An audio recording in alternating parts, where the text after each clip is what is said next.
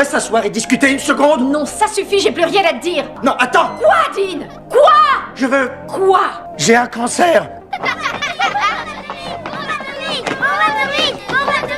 Ce jour-là, Beth se rend dans une boutique de lingerie haut de gamme. Elle veut consulter les achats de son mari, mais la vendeuse refuse en invoquant la confidentialité. Beth invente alors immédiatement une histoire. Elle prétend que son amie a eu un accident et qu'elle est dans le coma. Elle veut seulement connaître la lingerie préférée de son amie pour pouvoir lui offrir un cadeau à son réveil. Touchée par son histoire, la vendeuse accepte finalement de l'aider. Et voilà, c'était bien ça? Ah ouais, non, en fait, c'est sûr que c'était pas pour toi.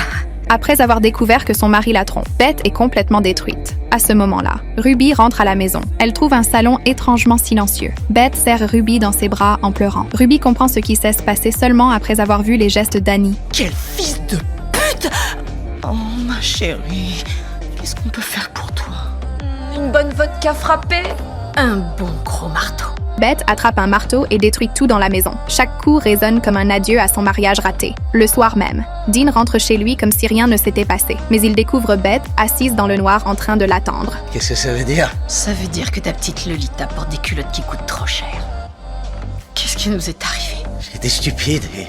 Beth ne fait pas de scène. Elle s'assoit calmement face à Amber. Elle exige que les deux arrêtent toute relation. Puis elle sort 5 000 $ pour offrir à cette jeune femme une dernière chance de partir avec dignité. Pourquoi vous faites ça? Parce que vous et moi, on mérite mieux qu'un menteur déguisé en porc. Moi plus que vous. Mais bon. Le lendemain matin, Beth demande à Dean tous les mots de passe de ses comptes. Elle lui annonce qu'elle a déjà remboursé la maison et que désormais, c'est elle qui contrôle ce foyer. Ça veut dire qu'on peut rester chez nous? Ça veut dire que moi, je peux rester chez nous avec les enfants. Toi, tu te trouves un motel. Ta valise est prête. Dean essaie de la reconquérir en faisant le ménage. Mais Beth le met dehors sans aucune hésitation. Quelques jours plus tard, Dean revient avec le prétexte de S occuper des taupes dans le jardin. Mais Beth le chasse encore froidement. Où est passée ta bague? Je l'ai enlevée. Et depuis quand? Je sais pas.